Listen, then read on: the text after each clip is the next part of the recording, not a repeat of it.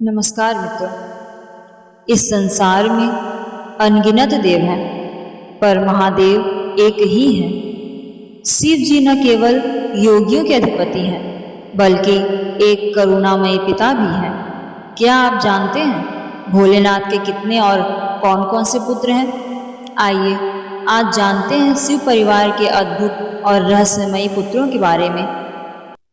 सबसे पहले कार्तिकेय, जिन्हें हम स्कंद कुमार के नाम से भी जानते हैं, महादेव के सबसे बड़े पुत्र, देवताओं के सेनापति, जिनके हाथ में शक्ति का भाला और वाहन है तेजस्वी मयूर। दक्षिण भारत में इन्हें मुरुगन, सुब्रमण्यम और स्कंद के नाम से पूजा जाता है। ये वीरता और युद्ध कौशल के प्रतीक हैं। द्वितीय हैं गणेश जी, जिन्हें विघ्नहर्ता कहा जाता है। शिव पार्वती के छोटे पुत्र, प्रथम पूज्य, विद्या बुद्धि के स्वामी और विघ्नों का नाश करने वाले। हर शुभ कार्य की शुरुआत गणपति पूजन के बिना अधूरी मानी जाती है। तृतीय सुखेश। सुखेश राक्षस कुल के राजा माने जाते हैं। पौराणिक कथा के अनुसार शिवजी की कृपा से राक्षस कुल की एक स्त्री ने सुखेश को जन्म दिया। सुखेश को शिवजी ने कई दिव्य वरदान दिए थे, जिससे वह बहुत शक्तिशाली और तेजस्वी बन गया था। उसकी तपस्या से प्रसन्न होकर शिवजी ने उसे अमरता और अदृश्य होने का वरदान दिया था। सुखेश का नाम बहुत कम कथाओं में आता है, लेकिन वह शिव भक्तों के बीच एक रहस्यमयी और तेजस्वी योद्धा माना जाता है। चतुर्थ भौमा। भौमा का नाम शिवजी के उग्र रूप से उत्पन्न पुत्र के रूप में आता है। जब धरती पर अधर्म बढ़ा और राक्षस अत्याचार करने लगे, तब शिवजी ने अपने क्रोध से एक तेजस्वी पुत्र की रचना की, जिसे भौमा कहा गया। भौमा अत्यंत पराक्रमी, विकराल और युद्ध कौशल में निपुण था। उसका मुख्य उद्देश्य धर्म की रक्षा करना और राक्षसों का संहार करना था। भौमा शिवजी के रुद्र और तेजस्वी स्वभाव का प्रतीक माने जाते हैं।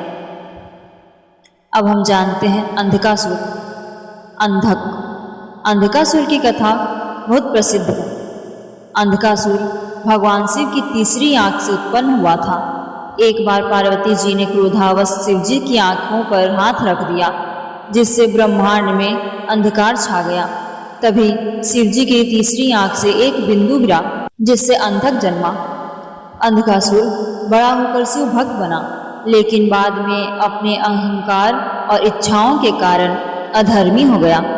उसने स्वर्ग और देवताओं पर आक्रमण किया और माता पार्वती को पाने का प्रयास किया। अंततः महादेव ने उसे युद्ध में हराकर उसका वध किया, लेकिन उसकी शिव भक्ति के कारण उसे मोक्ष भी दिया। अंधकासुर का चरित्र अहंकार, इच्छा और तपस्या का प्रतीक है। अब हम अंत में जानते हैं जालंधर के बारे में। जालंधर भी शिवजी की जटा से उत्पन्न हो असुर था।